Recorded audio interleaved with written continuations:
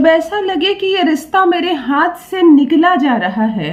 सबका पति उसकी अपनी पत्नी की बात सुनता है, सबका पति कहीं भी रहे भागकर अपनी पत्नी के पास जाता है। संध्या के समय वो सारे समाज की बातें बैठकर अपनी पत्नी को बताता है। वो उसे अपना समझता है, एक समझता है, अपने पक्ष में समझता है और दुनिया की बातें, आलोचनाएं, किसी को गाली देनी हो चाहे किसी की प्रशंसा करनी हो, वो बैठकर पत्नी के साथ ही डिस्कस करता है। फिर तुम्हारे रिश्ते में ये कमी क्यों? क्यों तुम्हारा पति तुम्हारी बातें जाकर दुनिया में करता है, तुम्हारी आलोचनाएं बाहर करता है? तुमसे उसे कुछ भी कहना हो, कोई शिकायत हो या तुम्हारी प्रशंसा हो, वो तुमसे नहीं कहता। वो बाहर जाकर अपनी इच्छा बताता है, तुम्हारे बारे में चर्चा करता है, तुम्हारी आलोचना करता है और इसकी वजह से डगमगा रहा है तुम दोनों का रिश्ता। समझ में नहीं आ रहा बांधू कैसे उसे अपने डोर में। ये जो विश्वास की डोर कही जाती है, प्रेम का डोर कहा जाता है, ये डोर आप बांध ही नहीं पा रही हैं अपने पति से। शादी चल रही है, साल दर साल निकल रहे हैं, देखते देखते समय निकलते देर नहीं लगती। ऐसा मुड़कर देखती हो तो लगता है अभी तो विवाह हुआ ही था। लो 2 साल बीत गए, 4 साल बीत गए, 6 साल बीत गए, उसी में बच्चे भी हो गए, परंतु तुम दोनों का संबंध जिसे कहते हैं विश्वास के साथ मजबूत होना नहीं हो पाया। ये एक ऐसा रिश्ता है जब कभी कोई बाहरी वाला इंसान नहीं आ सकता इस रिश्ते को मजबूत करने के लिए या सुधारने के लिए। इसे तुम्हें ही सुधारना है, इसे तुम्हें ही बिगाड़ना है। चाहो तो इसे स्वर्ग बना लो, चाहे तो इसे नर्क बना दो, चाहे रिश्ता तोड़ दो, चाहे रिश्ता हमेशा के लिए जोड़ दो, परंतु ये वो मैथमेटिक्स है जिसे तुम्हें खुद ही सॉल्व करना है।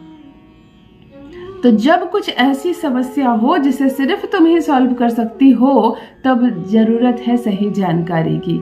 यदि पति तुम्हारी बात नहीं मानता है, अपनी माँ के कहे इशारे पर चलता है, उसकी बहन जैसे चाहे वैसे इशारे पर नचाती है भाई को, परंतु तुम्हारे तरफ, तुम्हारे पक्ष में आने नहीं देती, यदि तुम्हें ऐसा लग रहा है कि जैसे ससुराल वाले ही ऐसा चाहते हैं कि वो तुम्हारा पति तुम्हारी तरफ ना आए, तब तो कोई उपाय ही नहीं, क्योंकि तुम उसी घर में रह रही हो, उन्हीं लोगों के बीच रह रही हो जो लोग हर दिन रात प्रयास करके तुम्हारे पति को तुमसे अलग कर रहे हैं। कहीं गलती से वो तुम्हारी एक बात ना मानने लगे, कहीं गलती से वो तुम्हें कोई उपहार ना दे दे, कहीं तुम दोनों साथ घूमने ना चले जाओ।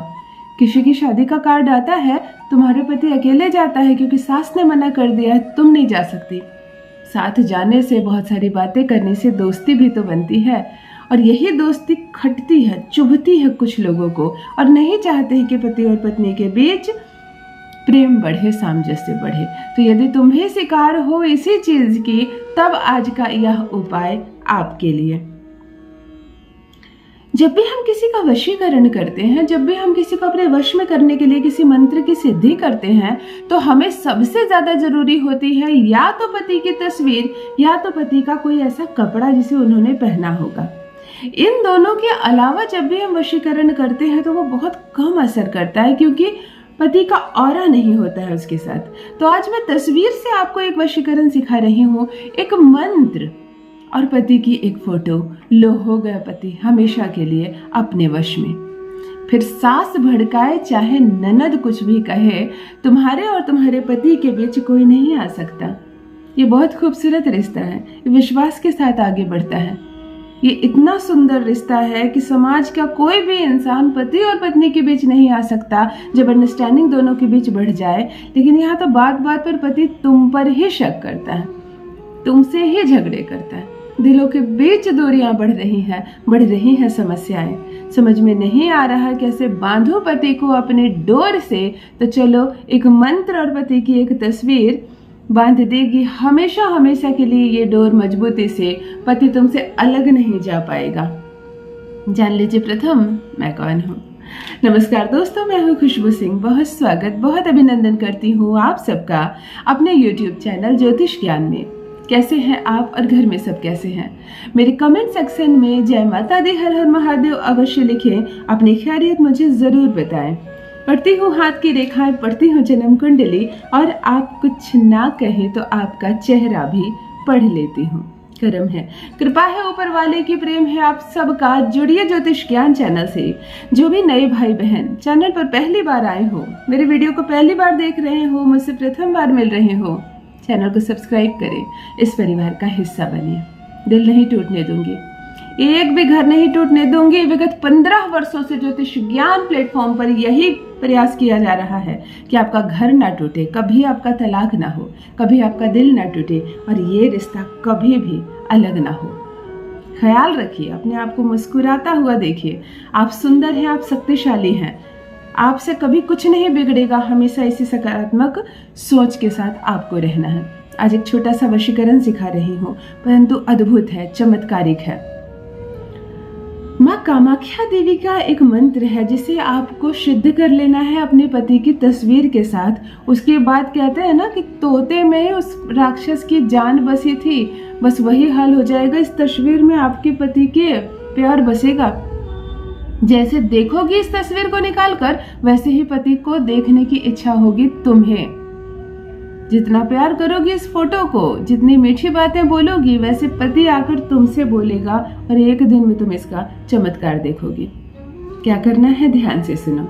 किसी भी माह के अमावस्या तिथि को अपने पति की एक तस्वीर निकालनी है आपको।